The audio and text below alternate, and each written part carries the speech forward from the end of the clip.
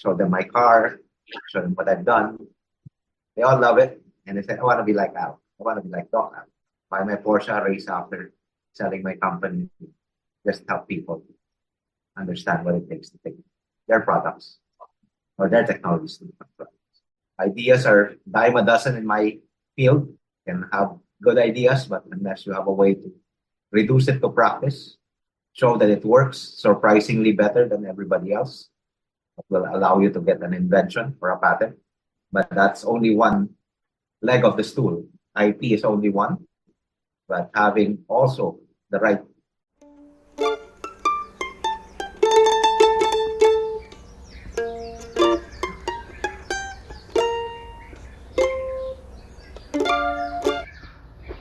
Hey, I'm Al, and this is the Paglalayag podcast. I'm using this podcast to showcase what's going on around me in the clean tech and hardware space dito sa Filipinas. These next few episodes will introduce you to some high-powered social and technology entrepreneurs and balik scientists. While this is a business channel, I'm mostly going to keep things at a personal level and avoid talking too much about numbers. I hope you will find this cast of characters as impressive and inspiring as I do. So, tuloy-tuloy lang. Let's get into it. Okay, so I think we're good. Okay. Okay, so welcome to Paglalayag. I'm Al, and I'm joined with Doc Al today. Doc Al is a corresponding member of the National Academy of Science and Technology and has a very storied history in biotech in the United States and with patenting stuff. So we're very lucky to be able to chat with him today. And yeah, thank you very much for spending the time this time. Now, good afternoon, Alan, and your viewers and listeners. Hello to everyone who's in our ecosystem of science and technology and innovation, from the researchers all the way down to the startup founders as well as entrepreneurs, and hopefully more venture capitalists gets to listen to this appeal for more capital to support our crusade in the Philippines. Yeah, bahala na. Hindi naman pwede. Mas importante, sugod mga kapatid. So that's the chant of the Katipunan, KKK, during the revolution of Bonifacio, more than 120 years ago. So, but clearly what we're trying to do here is what I've seen when I left for the US in 1989, 35 years ago. And I went on to do my master's and my doctorate in chemical engineering at that time. Just before I finished my PhD, I started a company focusing on my material for developing medical applications. And the environment in the United States at that point has been very well organized in funding research to become products. I have a program called SBIR, which is a small business innovative research grants for about $100,000. They award it with anyone who has research that will become products in their particular field. In my case, it was the artificial skin.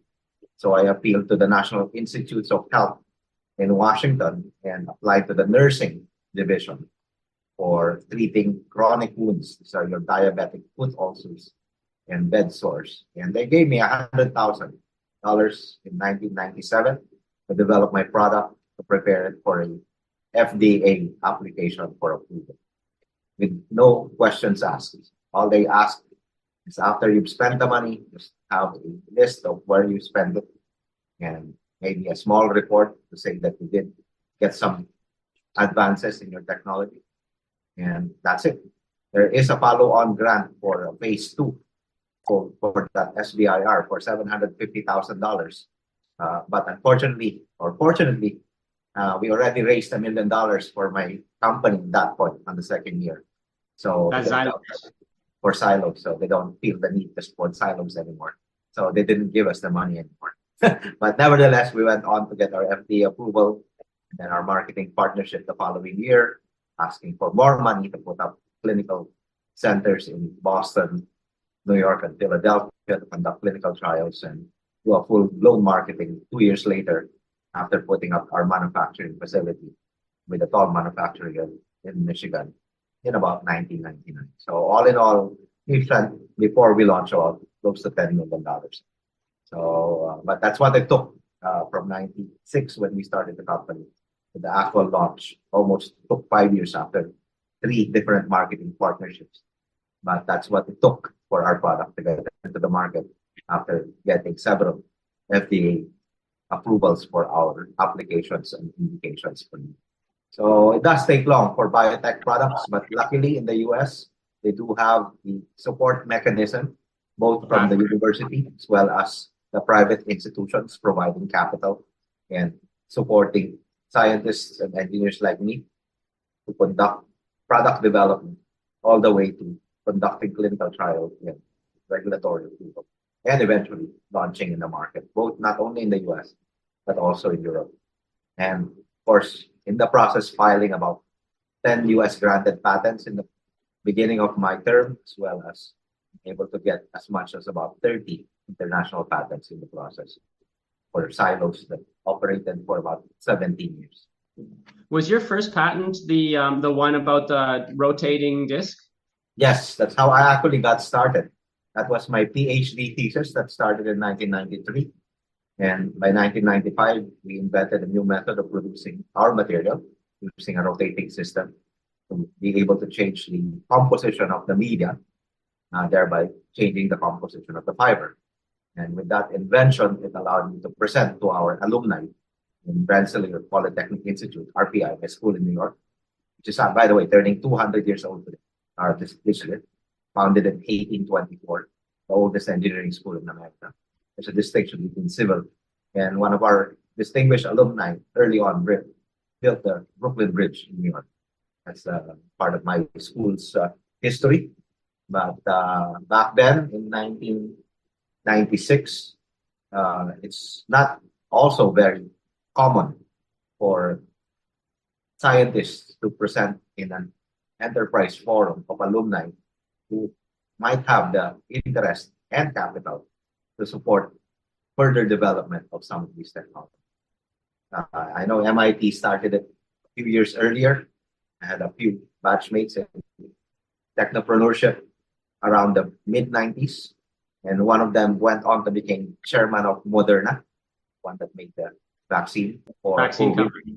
Yeah, he was a biochemical engineer out of Danny Wang's office in the chemical engineering department of MIT, about 2 years ahead of me, but he had his own company that time. So those were my batchmates that went on to stay in the US and continue being an entrepreneur, developing technologies out of MIT. Well, one of the names that came up for me when I was looking through was Dr. Bungay. Was he your PhD supervisor, or Yes, he's my PhD advisor, and he's the editor-in-chief of the Chemical Engineer's Handbook. For every chemical engineer, we have a handbook to finish our schooling. It's about 4 inches thick, probably the thickest book that you've ever seen, next to the Gutenberg Bible, probably. But it's our Bible for chemical engineering. He's one of the editors for biochemical engineering. Clearly, fortunate enough to have very good advisors. I had an earlier advisor who's focused on membrane filtration, and it allowed me to actually work in industry in Boston earlier in 1993 before I took on the fermentation work with Dr. Bungay. But I was doing a membrane filtration with Amicon, which is the world's biggest company for making dialysis membranes. It was started by an MIT professor in the late 60s looking for desalination filters. He ended up making a dialysis filter instead to separate blood plasma from cells, thereby allowing you to dialyze the plasma to remove contaminants and give them fresh blood when they can no longer do that with their kidneys. So I was working in Amicon in 1993.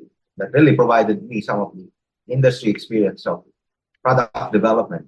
Even though I'm an engineer already in applied science, seeing it in action, field testing, development, clearly instructed me to see that that's what it takes for research and technologies to become products. Ideas are dime a dozen in my field. You can have good ideas, but unless you have a way to reduce it to practice, show that it works surprisingly better than everybody else, it will allow you to get an invention or a patent. But that's only one leg of the stool. IP is only one, but having also the right regulatory pathway for your product to get approved is critical, besides having your marketing and manufacturing issues addressed before you go to market. So in deep tech, as they call it now, for me, it's just regular tech back then, but it's not only paper. Yeah, the world kind of shifted towards the software and that kind of stuff and away from, for a while, it was like everything was trending towards apps and stuff like that. And yeah, that's why I always said if you want to develop apps and apps, you go to Plug and Play, you go to Kubo, you go to ICT development like Launch Garage here in the Philippines, but comes to deep tech and high long development times involving research fundings in the tens and hundreds of millions. That's my area that will help. So I'm always trying to help agricultural, mechanical development, health sector, which is 3 to 5 years minimum, Right. energy sector, batteries, as well as charging stations, and then environmental technologies. And now, of course, in the last 4 years, I've been in the education space as well, trying to help STEM teachers to bring the base of the pyramid be more developed and excited. do you mind if I change gears for a Sure, while? and switch whatever you want, Alan. Cool. So I heard in one of your past presentations that you like to break the ice by talking about religion. Would you consider yourself a man of faith? I do. I mean, people ask me, Al, what's the best subject you've taken in college? And I said it's word religion. I went to St. Louis University, didn't actually go to UP. After Philippine Science High School, I left Manila and went to Baguio. And that's where I found my faith. And it's not just a single faith, though. I was educated by very good professors that were all educated in Europe. They're all taught at the Catholic University in Leuven, because St. Louis is owned by the Congregation of Immaculate Conception of Mary, which are Belgian priests, and they are all trained and educated in Leuven, the Catholic University in Leuven, which is a very old university, probably 1,000 years old at this point. But even in chemical engineering, they have some of the best professors that wrote our textbooks. I remember our chemical engineering kinetics. It's written by Liebenspiel, and he's from the Catholic University in Leuven.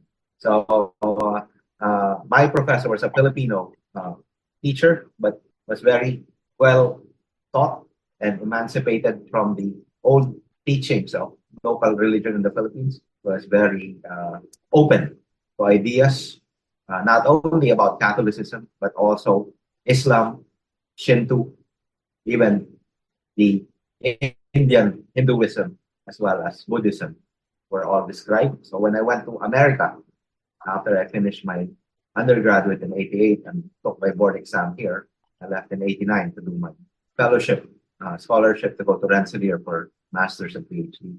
We broke the ice with the different nationalities in my class. We're 16 in the class, 3 Americans, 1 Chinese, 1 Filipino, me, 6 Indians, 3 Koreans, and 1 Japanese. And our initial discussions to talk to each other is about religion. Hinduism with the Indians, Buddhism with the Chinese, Shinto with the Japanese, and of course, Catholicism and Buddhism with the Koreans. And of course, Americans are less interested in that. We just talk about it. There's certain topics that come up, like evolution and age of the earth and stuff like that, that sometimes put science at odds with like religious orthodoxy. And like some of the most interesting religious critiques of evolution I've heard have come from like geneticists and people in like that biotech area. Like as a biotech engineer, how do you think about that relationship between science and religion?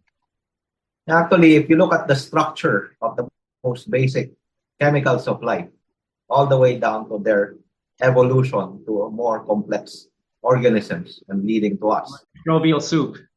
Yes, but even then, just looking at us, how our mechanisms in our body, from replication to eventual differentiation in brain cells, heart cells, skin cells, and all the other organs that we have, it's kind of difficult to appreciate it without having a supreme being or more capable engineer. Let's put it that way.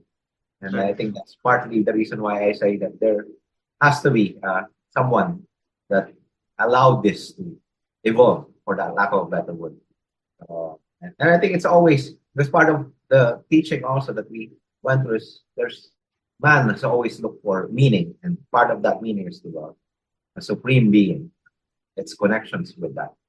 And as we search about our own science and technology, and our own evolution, that's when we tend to appreciate.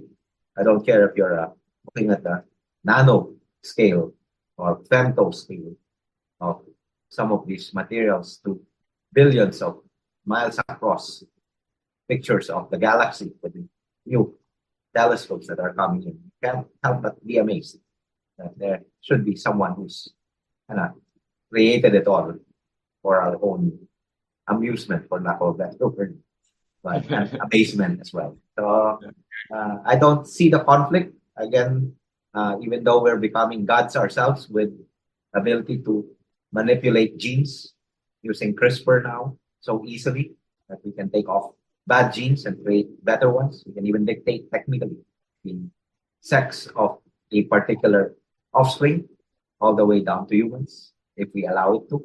But again, this is where our ethics come into play, and our belief system and value system, and also anticipating what it can lead to for both good or evil. Because again, technology is typically agnostic, doesn't believe in anything. You can use it to become a good person and help a lot of people, or you can use it also to destroy a lot of people. More like Oppenheimer, development of the atomic bomb in the Manhattan Project. I don't claim to have that kind of power, but I see science as having that kind of influence in terms of its ability to make life better or make it less bearable. The point of discovery where you're just opening a box. Like, is this a box? You don't know where it's going to go, right? So yeah, and hopefully it's not Pandora's box. But as long as Angelina Jolie is beside me at Tomb Raider, I'm okay. yeah, that's a very dramatic way, and if you're just like there in the lab and just plugging away trying to find something, who knows, right? Yep. How would you describe yourself in those early days as doing your PhD and going for the patent like that? Because a lot of students don't do that. Yes, actually, it's partly lonely because you're the only one doing it, and successes are far few in between. From filing an application patent all the way down to actually getting your first office action, it's about a year and a half minimum. Sometimes 3 years have passed after you filed and haven't heard anything from the office. And then by the time they announce your granting, you're ecstatic, but it's been 4 years since you actually did the discovery. So it's kind of anticlimactic at times. By that time, I got my first grant, I think I already was 2 years into my startup. I filed my first patent in 95 and didn't get the award until 1999, which I started the company in 96. So yes, it was trailblazing. I feel like Maverick and Top Gun. At the same time, you don't know if you're gonna land or explode in midair. But what the heck? I said I'm already poor starting my company. If it works, maybe I'm not going to be poor afterwards. But if it doesn't work out, I can always get a job. I have a PhD in chemical engineering. We used to pay six-figure salaries for us in the United States, having those kind of degrees. So I guess having that safety blanket allowed me to say, okay, let's go for shoot for the stars and see where we end up. Was cellulose already like a big deal in the biotech industry? Like, was it being used a lot for like, I know in your patent application, you do mention it for like wound dressing.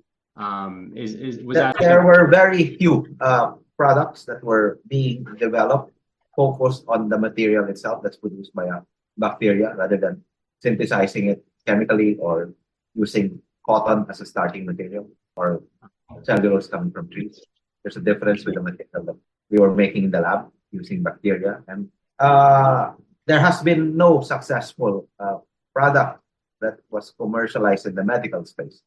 There were some materials that were explored for use as diaphragms for speakers by Sony very early on, around the early times of the early 90s. But no medical applications were fully commercialized and, of course, addressing the manufacturing issues as well as the clinical application specifically for what it can do was quite open.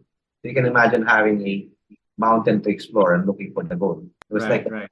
you're like mining for the application that will yield the gold. And Mining with bacteria. exciting.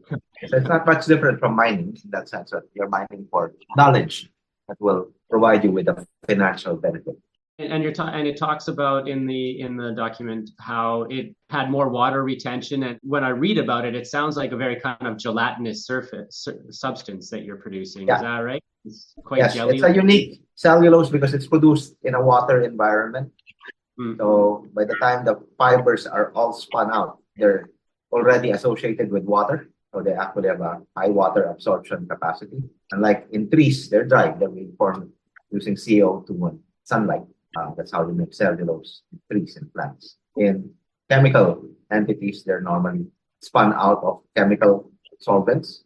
So they're not high water absorbing as well. So in this environment, it allowed the material to be very well developed in water. And 5 years later, when we started to implant it, this high water holding capacity became a shield for it to be attacked by the body because it elicited very low foreign body response because of this hydrophilicity. So again, but that's not to be found what is it good for, and that's partly what product development does.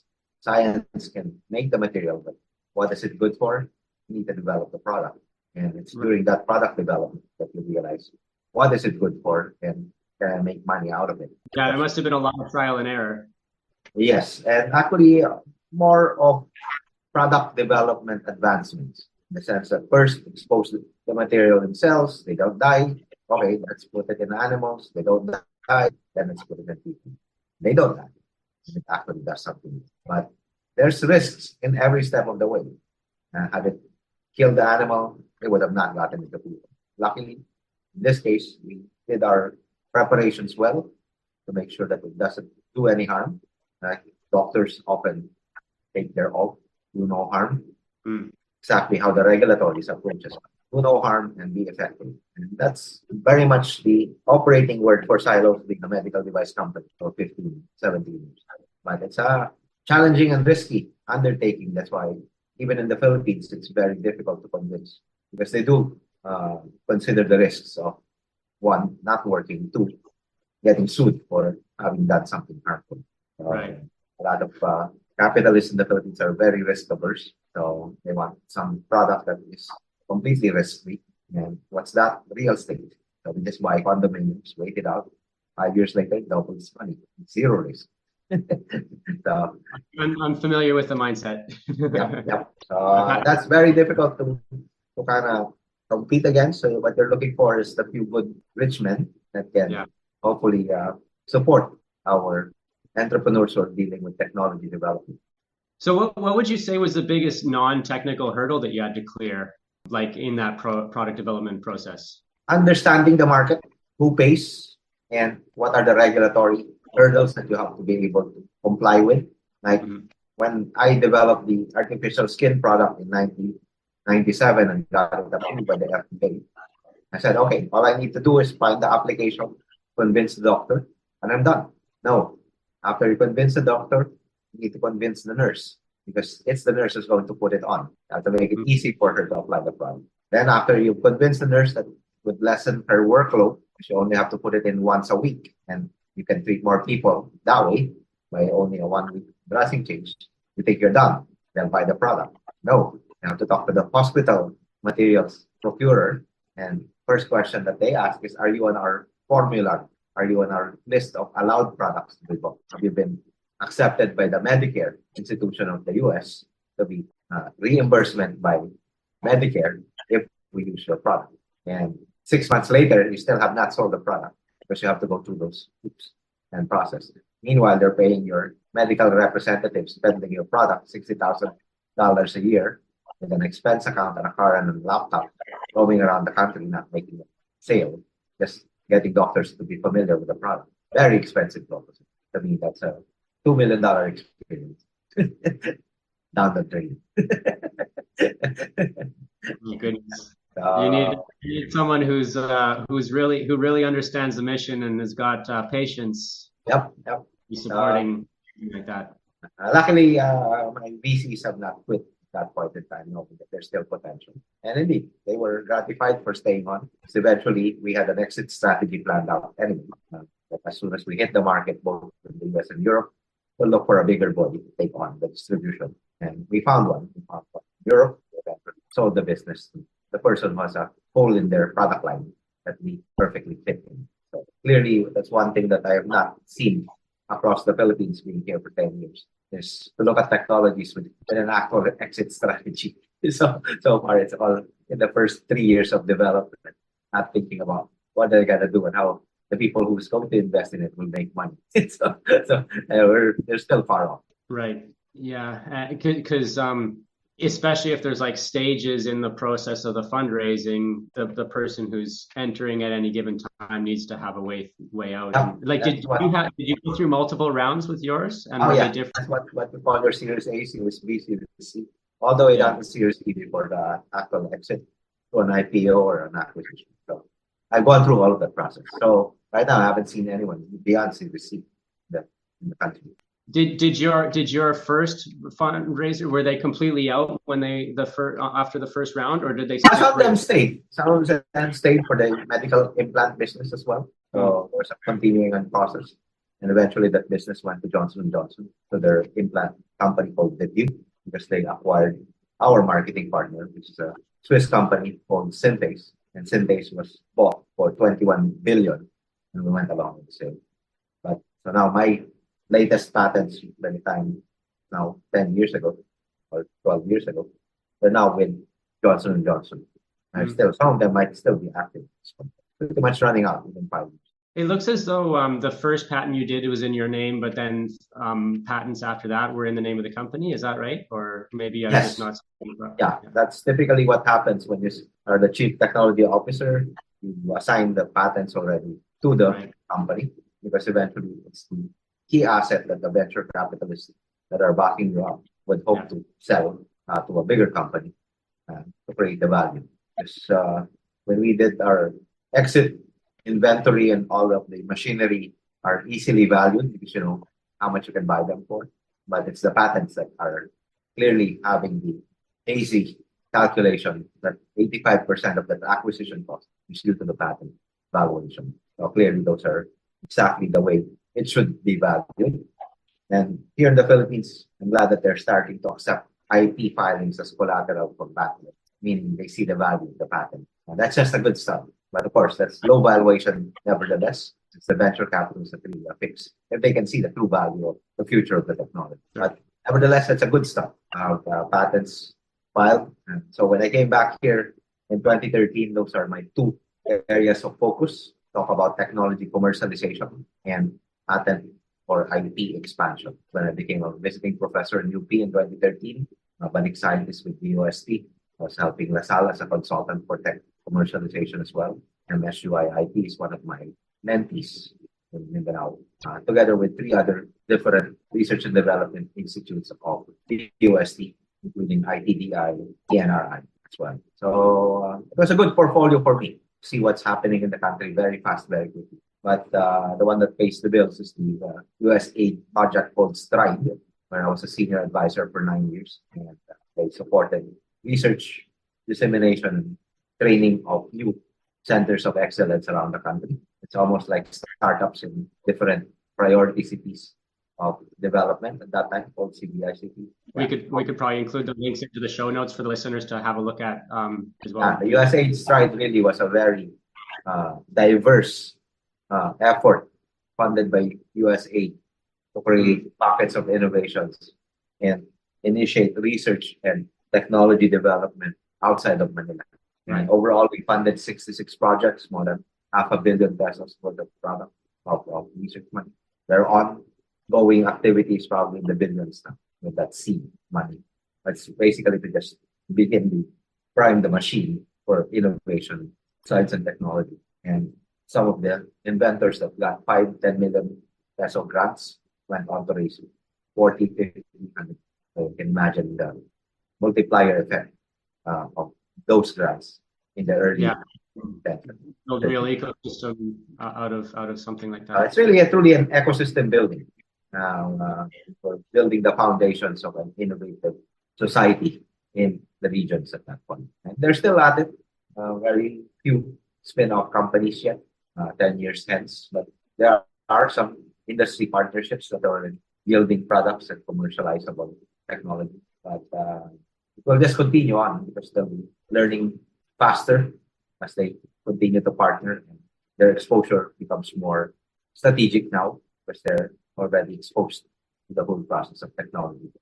And then in 2018, I also was instrumental in bringing the innovation core model of National Science Foundation from the US, brought on I-Corp instructors in the country to train science and research groups from different universities and different institutes of the UST that have projects totaling close to 2 billion at that time. So we have 4 cohorts of more than 40 technologies have gone through the process in LaSalle.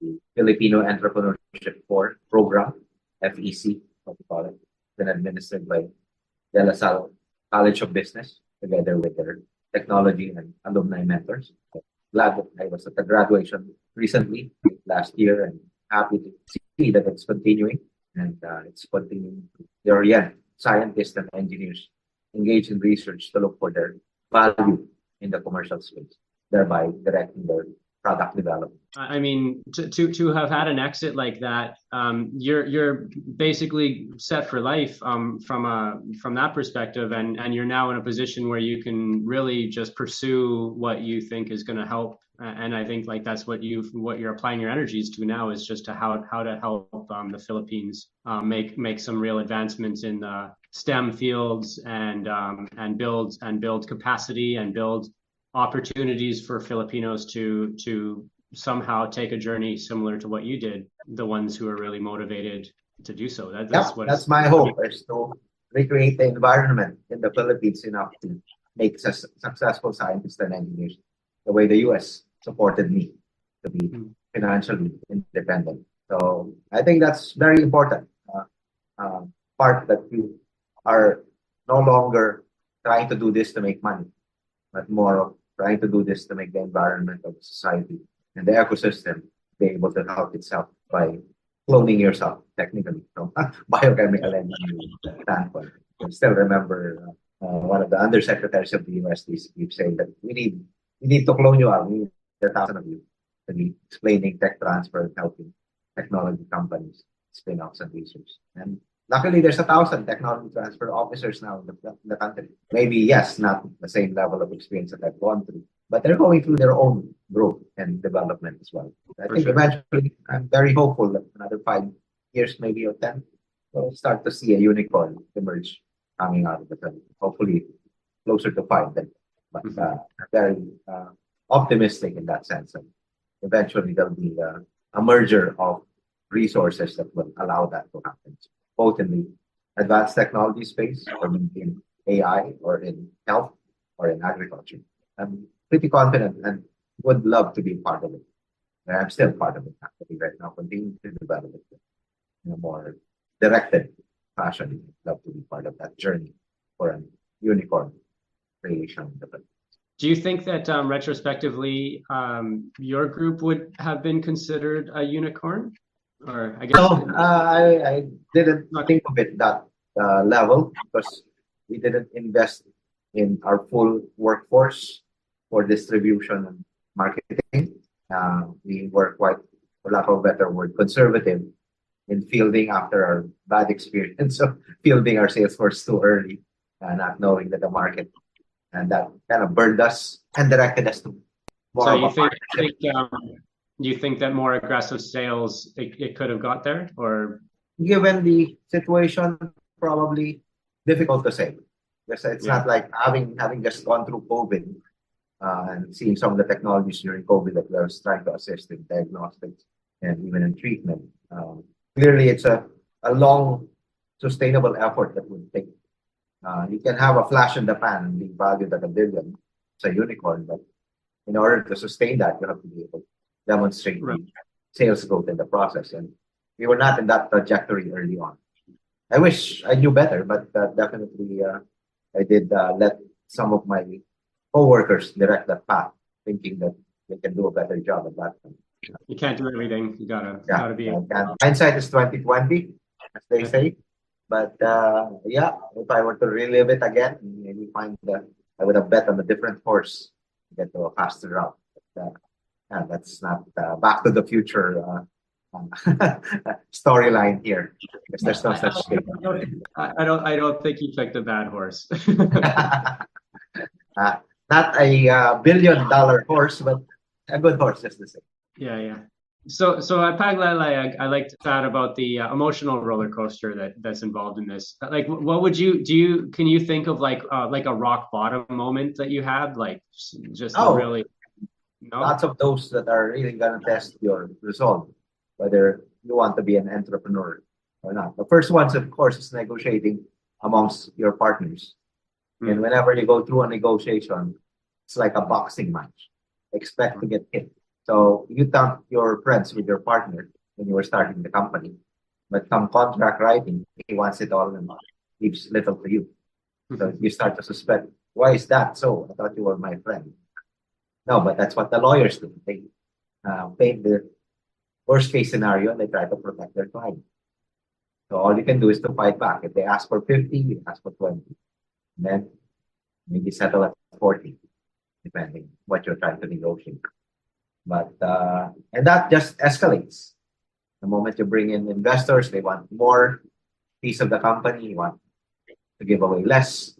It's always, and depending on your position, whether you're in a position of strength or you're in the dire need of the money to keep the lights on, they'll smell it. So the best way to raise money is when you don't need it. So a lot of people tend to question that premise. It will be dilutive, but no, it's more protective actually, so that you don't have to be at their mercy sometime that things don't go. Because the rule in this venture capital is always going to be takes twice as long, twice as much. For me, in my case, having seen it, it took us 3 times as long and 3 times as much. So you're not far. Your original partner, you still good, or was it? He left the company 5 years out when the professional CEO was hired for the company. Because at that point, you could already move the company forward, create more value. And so your venture capitalist who's putting in the new money normally have the power to assign the driver's seat to whoever they want at that point in time, because they're going to pay that person. So in a way, it kind of preserves also the option for the company to move forward, be not limited by the founders. And again, part of my commitment to the company is, as long as I'm creating value to the company, I will stay. At the moment that I think I'm not, I'll leave and do something else. So I think it's a good work ethic in that sense of being able to continue think about value creation every day that you're in the company. That's what a founder should do, and also to enable others to come in, create more value if possible. But of course, there's no assurance that they will. Work in balance, watching Social Dilemma with Zuckerberg in the early days of Facebook, you can truly see that having co-founders or co-students are good initially for propelling you guys to do a first product development. But once you get to the market, you need a different skill set and connections to do that. That would that's a pretty famous example, Facebook and his necessitate new partners, even new environment, new cities to be based on. And an opportunity to actually be invited to go to Boston, where the biotech was much more vibrant compared to where I was in New York. But I guess there was some degree of loyalty also for my school that I ended up staying.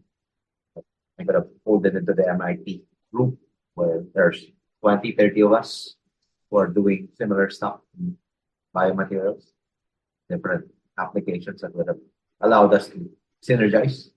But it's a road not taken in my case. Like, you have that opportunity where you can have multiple technology layers. It will make it a little more complicated, but it will make the product more formidable with more brains put into development. That's what I'm trying to kind of organize and orchestrate to have less siloed more interdisciplinary and multidisciplinary, and even transdisciplinary thinking into entrepreneurship. How would you describe the progress so far? Like, because like what you're doing right now is really a lot about training and building networks and stuff like that. Like, I mean, obviously the United States has been out in the lead of this whole venture capital, high risk technology venture financing and stuff for decades now. The Philippines has its economy and its history and the level of people that have access to this like very technical education. This is all stuff that takes time to develop. And then there's like the culture. Like how do you feel that like the Filipino culture is emerging in these, especially in these places where you've already got like these ecosystems starting to build through these past programs? Like the mindset's changing and coming together. We're still about 15 years behind. In some pockets we're closer, like in Metro Manila, definitely closer to 5 years, most likely. In terms of the ecosystem and the capital area here, we're closer. We're probably just 5 years behind.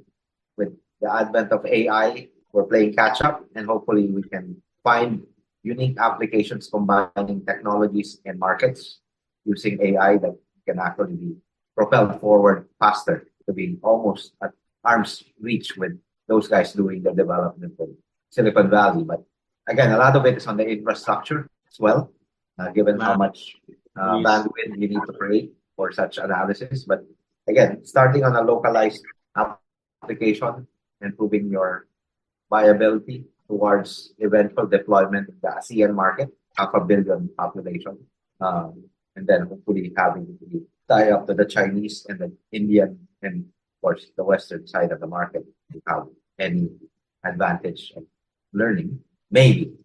But for the rest of the country, they're 15 years behind in terms of ability to create good companies, localized companies that can utilize localized materials, create products that can help commercially viable enterprises. But with the support of the government, there's still hope. Tying ups with the bigger companies that have the financial resources and the distribution networks already established. Maybe it can be there sooner rather than later.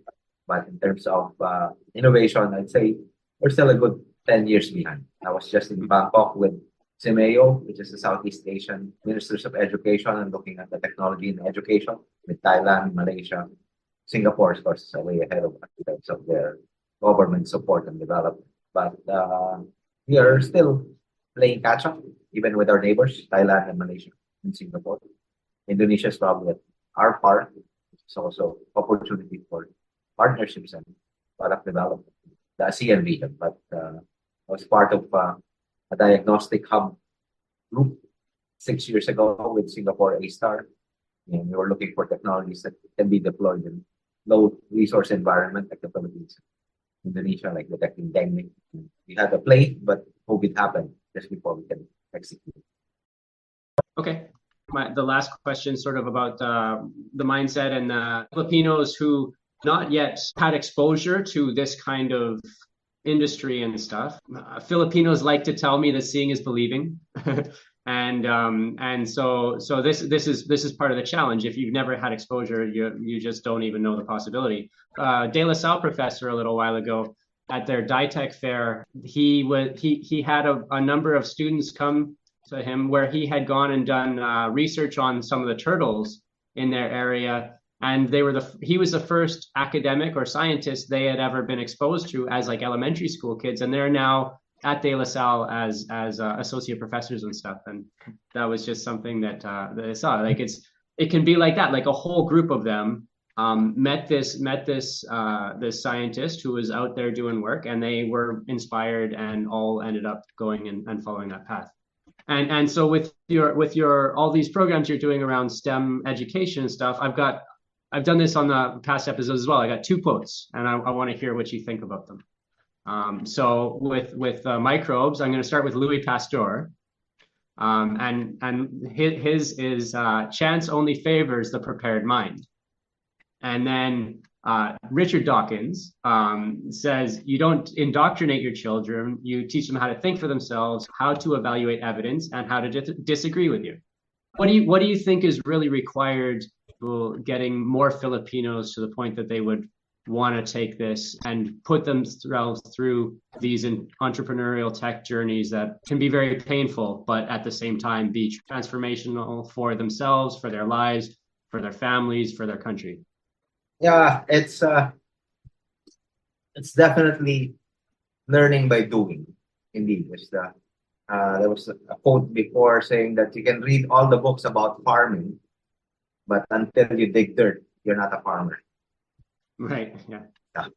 So What do you pretty say much about the geologist who sees the most rocks wins? yes.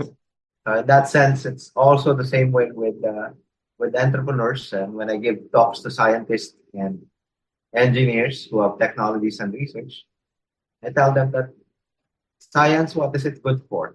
What do you think is it good for you? Until they become products and useful, they're just going to remain in the shelf. Is that what you want? Or do you want your research and science to be utilized? They all say yes. Do you know how to? Most of them say no, we don't know. So that's it. I tell them my story. That's the gap. That's the gap, and that's the story that I had 12 years ago when I gave my first presentation in Ilocos Norte, my meeting. I'm now the chairperson of the Philippine American Academy of Science and Engineering. But back then I was just a member, and I was talking about technology commercialization, what it takes. And so there were 64 people in the audience. I asked them, how many of you are scientists and engineers? They all raised their hands scientifically. How many of you are inventors? Most of them raised their hands. How many of you want your inventions to be used? They all raised their hands. How many of you know how to get there so that it can be used? That's when no hands were raised. But I really see the gap. And that's 12 years ago. Now, I would say that environment has advanced. They kind of know, have an idea, have an inkling. They're trying, but they're still struggling because there's still pieces to the ecosystem that's not yet fully developed to support their traversing their valley of death. There's no bridges. And so we're creating bridges in terms of financial bridges on the university side, but eventually the commercial side and the private equity side needs to put up their own in order for us to get them to the higher level of commercialization in the private sector. But all I really want, Alan, now is really to create the right models, as many of them as possible. That, like what you said, the kids saw a professor and they all want to be like him. It's almost sort of like basketball when you see Michael Jordan play. They always say, I want to be like Mike. So when they see me, I present, show them my car, show them what I've done. They all love it. And they say, I want to be like Al. I want to be like Doc Al. Buy my Porsche, race after selling my company. Just help people understand what it takes to take their products or their technologies to become products. In a way, one person at a time, but being able to have the right mentors will definitely help. But we can't be everywhere and anywhere. Well, hopefully social media does allow you to reach a great number of them. I've been talking for 10 years. I'm so tired of talking about myself at times. So, but even now I still have to because that's the only way I can get their attention. But I wish I can point out to other people now in the Philippines that have done so, that are already doing what I'm doing in this stage. And there are some. There's a few of them. Some of our early spin-offs in UP have been successful over COVID for diagnostic. They're now opening it up for more health services development. So those are the kinds of pockets that you wanted to see. They have a model and local entrepreneur gone through the regulatory process, the capital raising now, and actually been able to sell millions of products and now ready to support others to do the same. I want that same thing in the electric vehicle ecosystem. I want the same with the batteries, with the charging, with the vehicles, helping all of you guys in that space. In case eventually we'll yield a few of these models. And we do the same thing in medical devices, drug development, UP Manila, and some of the biomedical development in the south. Of course, a lot of the funded projects of the USD. But just like anything, it takes time. Like a mango tree, as an example, it's from a seed, takes you about 7 years to actually get your first fruit. So the tree grew and suck up so much water, and it needs to be so big a trunk in order to yield fruits. But they're telling me that we should have grafted things. Grafting will yield you, like in coffee, a grafted coffee branch can yield a fruit within 3 years. The same thing with cacao. So again, that's what technology utilization hopefully will shorten the cycle. And I'm hoping that AI will do that, be able to utilize existing knowledge quickly to come up with a solution and the innovation that can be tested on the ground and localized quickly will accelerate such creation of models that are successful, both local and international. In this year of AI, since almost a year and a half already, I've seen that emerge.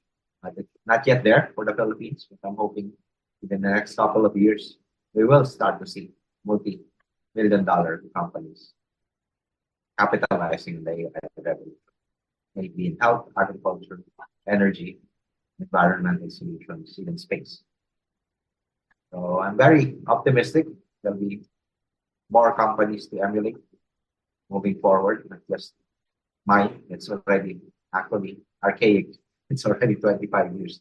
It's almost turning 30 years come 2026 since I've started Xylos. Unfortunately, I can't even make my product until now in the Philippines. We don't have the full supply chain for medical device sterilization available, and I still have to ship for sterilization outside, which makes the product prohibitive and difficult to make. So there's still gaps in the ecosystem. So in the two areas I was doing my master's and my PhD, in filtration, making our own reverse osmosis membranes is still not realized. 35 years since I worked in the company in Boston, I'm still not able to make filters here in the Philippines for creating potable water. And in my area of medical implants and topical, we can't even make it because we can't sterilize it properly. So clearly there are still gaps in some of these areas.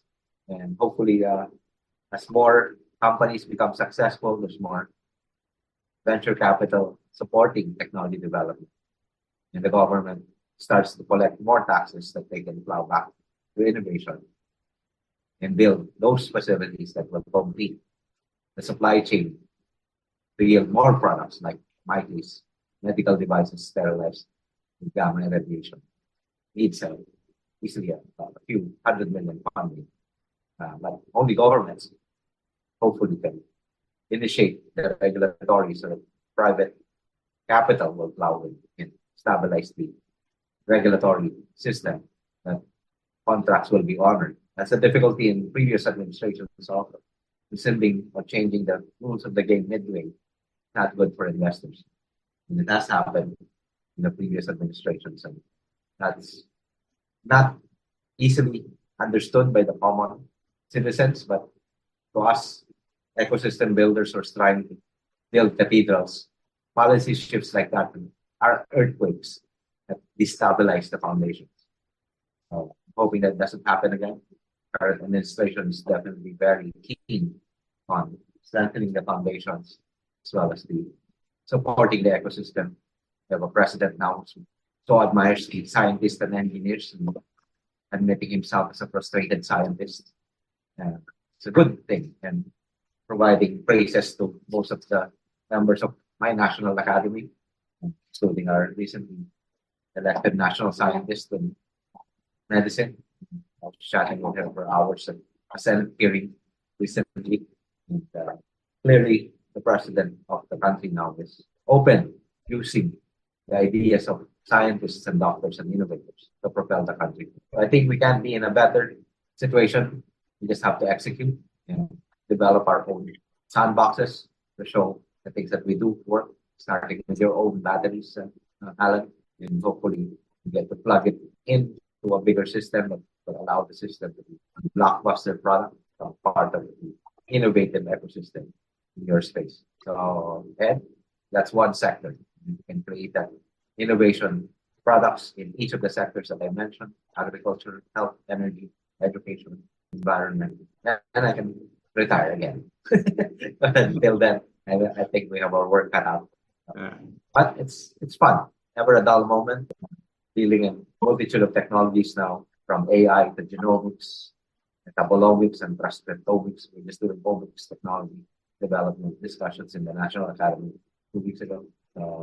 Clearly, there's hope. There's a lot of smart people, but we also need to harness the technology towards what is it good for, and find the most viable application that will create a profit. So at the end of the day, business is it's only going to be sustainable if you can make a profit in it and fund more further development. So the more models, indeed, the better for us. And I hope you become one of those models as well, sooner rather than later. Thank you for that. Too late long. The line, or the other part of the line that with Paglalayag is hanggang sa abot tanaw. So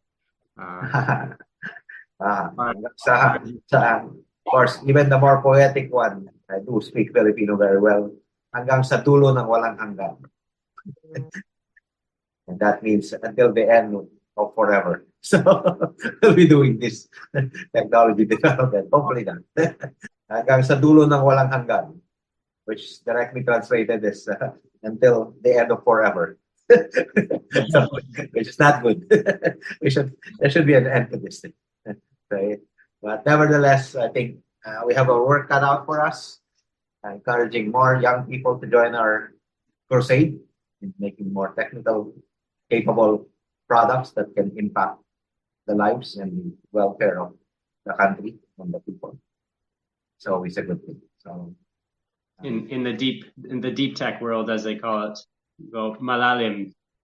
Talaga. Madalim, mahirap at matagal. Kailangan matyaga. Yes. Well, it's been wonderful talking to you. Thank you very much for your time, and I think a lot of people will get a lot out of what you've had to say and what you've had to share. It's like I was quite amazed to hear your story.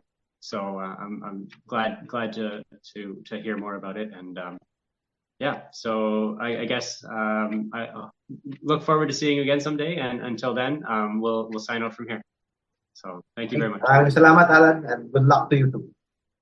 Maraming salamat din. Okay, bye.